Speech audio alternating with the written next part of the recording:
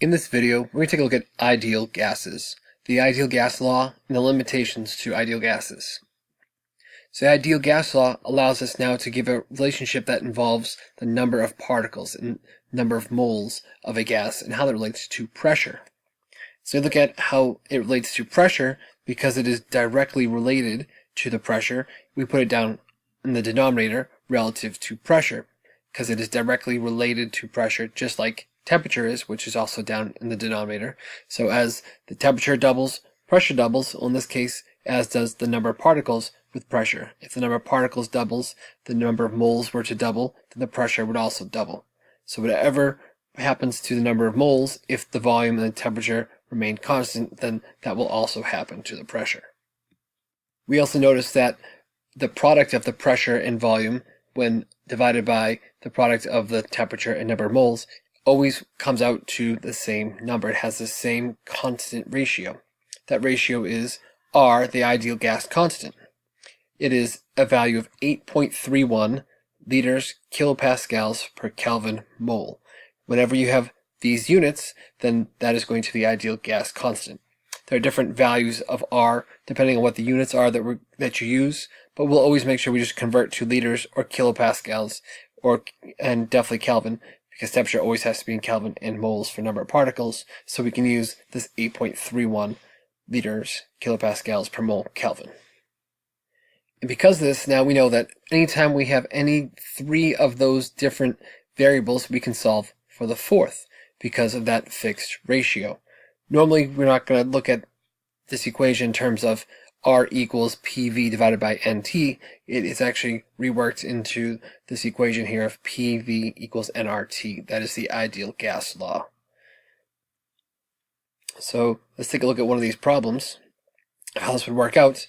So if I have a contained gas, I have 4 moles of that gas of helium. It's in a tank that has a volume of 5 liters, and the temperature is 300 Kelvin. What would the pressure be of the helium in that tank? So let's analyze what we know and what we don't know and try and figure out where we're headed with this problem. So I know that I have 4 moles of helium gas and that it is in a tank that has a volume of 5 liters and the temperature of that tank is 300 Kelvin. What is the pressure of the helium? So the expression I have that relates these 4 variables again is the ideal gas law, PV equals nRT. However, I am still missing R, so I do know, though, that it is a constant. It is always at 8.31 liters kilopascals per mole Kelvin. And then looking at those units of R, liters in kilopascals, moles in Kelvin, well, those are all the units I already have. I don't have to do any conversions between numbers of particles or volume or temperature, and then we'll solve for kilopascals because those are the units at which we have. So we'll take our ideal gas law and we'll solve it for P.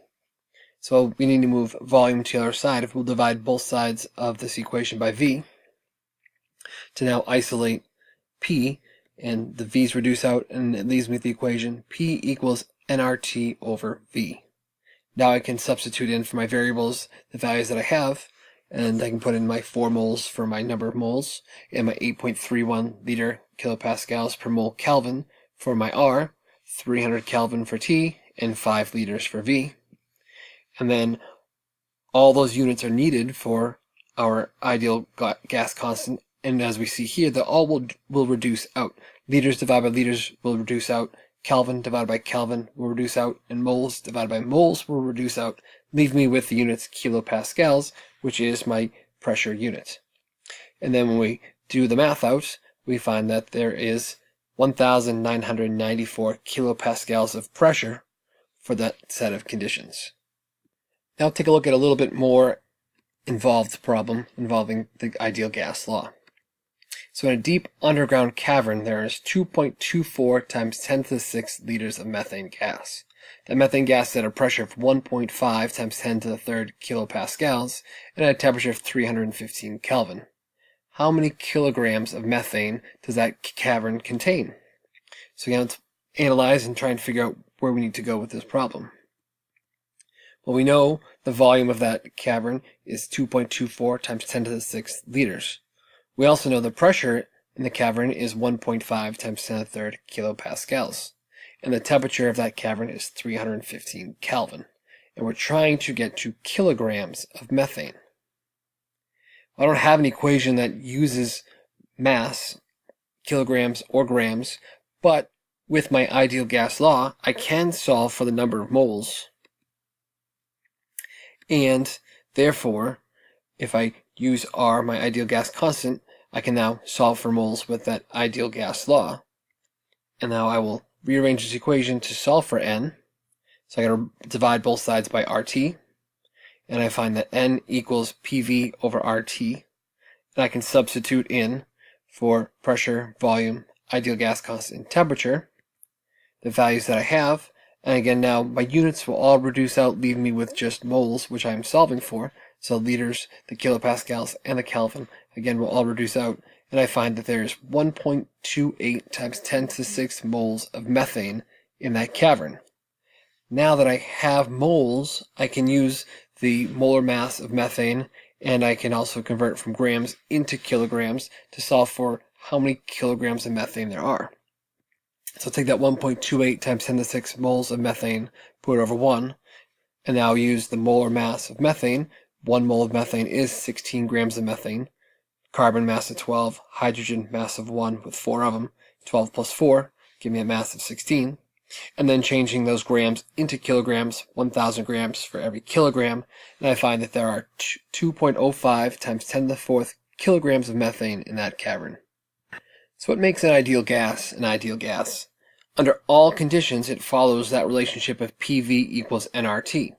So in order to be an ideal gas, it has to follow all the assumptions we have in kinetic theory, that particles have no volume and that the particles don't have any attractions between them. So therefore, ideal gases don't actually exist. We know gas particles actually have a volume. Matter actually takes up space. And we know that even on the smallest level, there is some attraction between those particles. Even if they're non-polar molecules like we saw with methane, there would still be some dispersion forces between them. And even more so in the case of like water vapor, where there's a very strong attraction between them. So you're never going to actually find a ideal gas. But under the conditions in which we live in, most gases will be able to survive and obey the ideal gas law. They deviate the most, though, when we get to low temperatures and high pressures. And we'll take a look at what that looks like and why that happens in the next figure. So an ideal gas would always be equal to each other. PV equals nRT, so that ratio should be 1. However, we notice here, because those two assumptions we make, the fact that the gas particles actually have a volume and the gas particles actually have an attraction for each other, we see here how it deviates away from that ratio of equaling 1. In the case where we dip down below the line, that happens because of the attractive forces between the particles. Those particles being attracted to each other and being held more closely together actually makes a smaller volume than you'd expect, so I have a small number in my numerator, give me a value less than 1. And then the lines that go above the value of 1, well, that's happening because of the fact when we put it under greater pressures, and those particles now get pushed into each other, and now all of a sudden they were occupying very little space relative to the overall volume of the gas. Now they actually occupy much more space relative to the volume of the gas. So the actual volume of the gas particles makes up a much greater proportion, causing us now to have a volume greater than we would expect, causing us now to go over a ratio of 1. However, down where we live, at sea level, 101.3 kPa, if you were kind of looking where that would be on this graph, it would be all the way to the left, barely off that first line of 0, because that first measurement is 20,000, so cut that in half, 10,000, and half again, 5,000, cut that by 5 would be 1,000, and you have to cut that by 10 to be where we are at 1, and if you notice, all of those gases converge to 1 as you get closer and closer to 0, which again, would not be far from that 101.3 kPa which we live in.